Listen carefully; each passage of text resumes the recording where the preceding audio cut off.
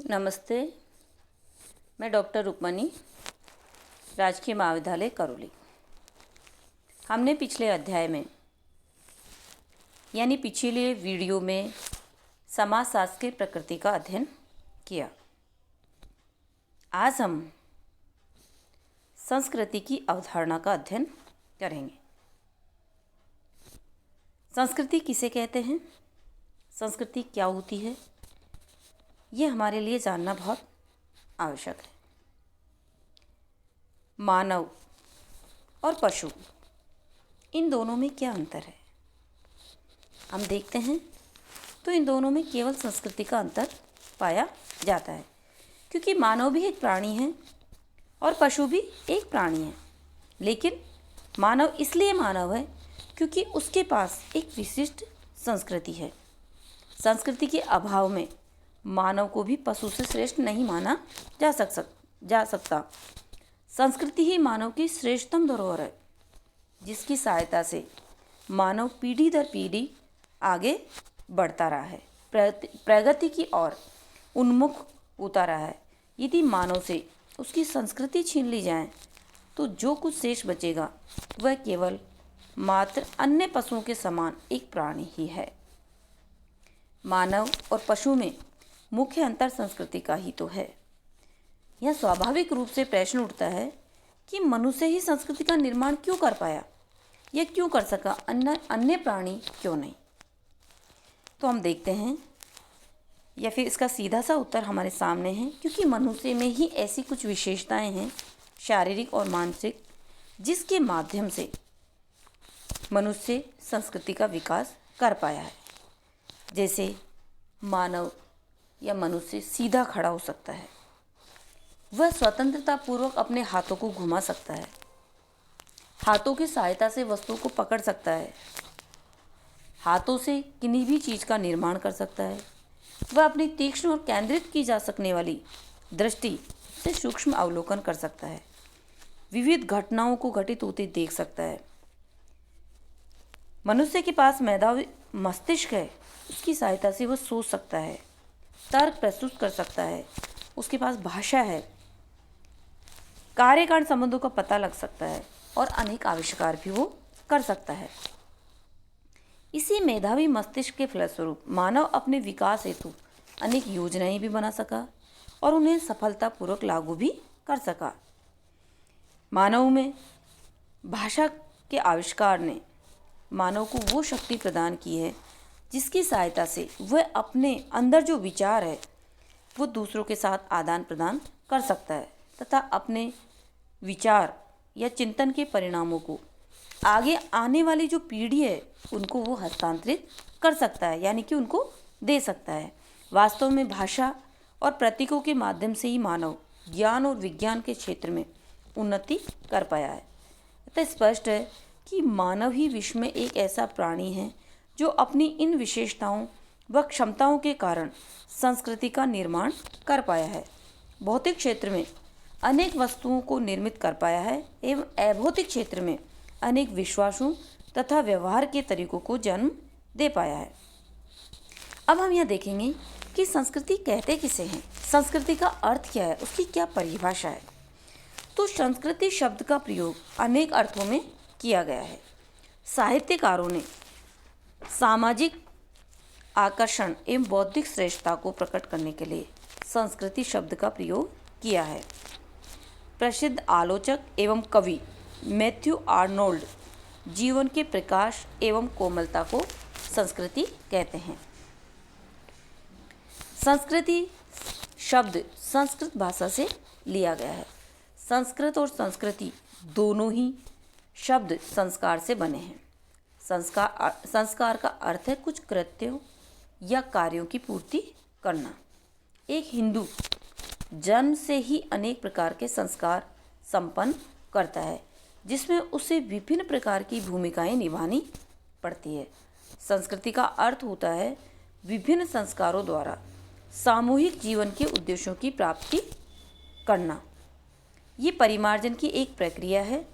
संस्कारों को संपन्न करके ही एक मानव सामाजिक प्राणी बनता है। यह हम देखते हैं कि हर्स्कोविट्स नामक समाजशास्त्री ने संस्कृति को पर्यावरण का मानव निर्मित भाग कहा है।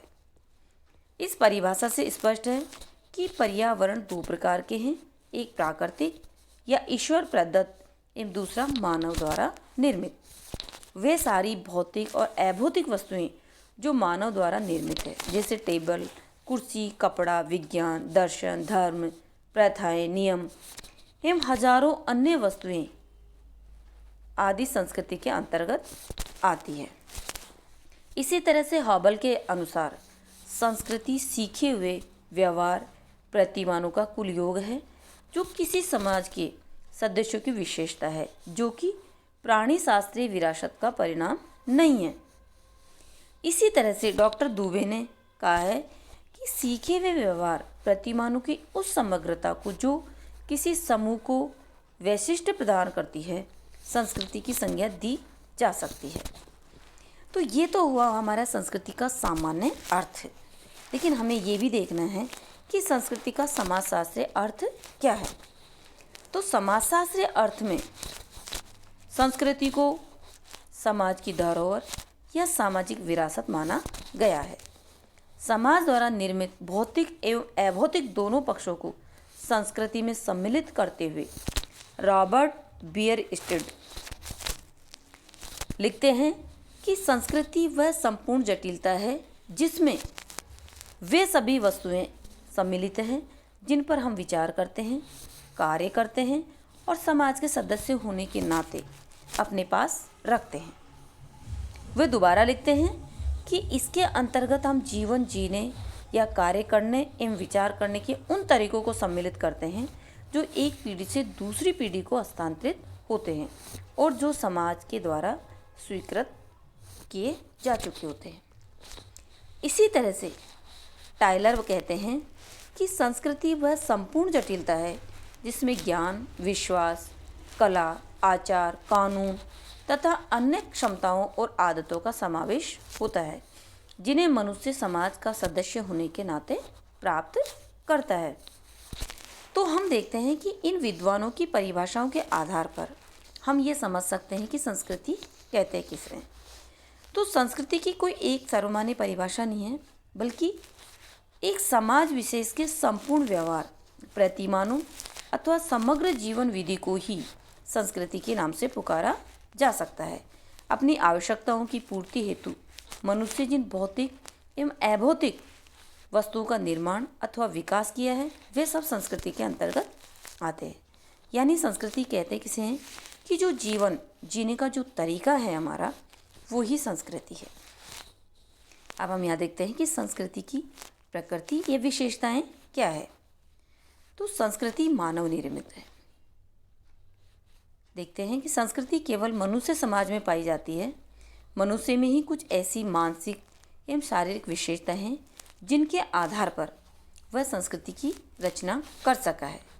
अन्य प्राणियों से भिन्न होने के कारण वह संस्कृति का निर्माता है और वो संस्कृति की रचना कर पाया है, क्योंकि उसके पास मस्तिष्क है, उसके पास केंद्रित की जाने वाली आँखें हैं, वह स्वतंत्रता पूर्वक अपने हाथों को घुमा सकता है, उसकी अंगूठे की स्थिति बिल्कुल अलग होती है, गर्दन की रचना अलग है, तो वो अन्य प्राणियों से भिन्न है।